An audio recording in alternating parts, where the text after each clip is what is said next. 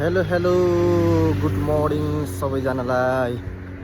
आज चाहिँ यसो जापानको सागा भन्ने ठाउँमा घुमघाम गर्न आएको।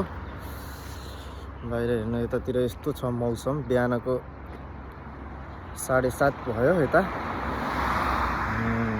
सबैजनालाई गुड मर्निङ।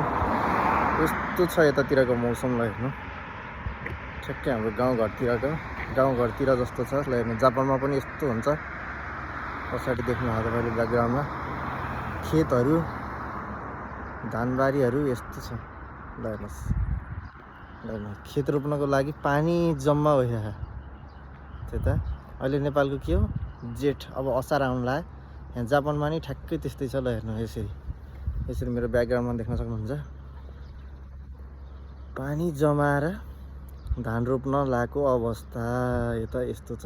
ल हेर्नु, यसरी ठाउँमा शान्त छ। यस्तो छ मौसम यतातिरको गाइज। सबैजनालाई good morning from Saga Japan. ल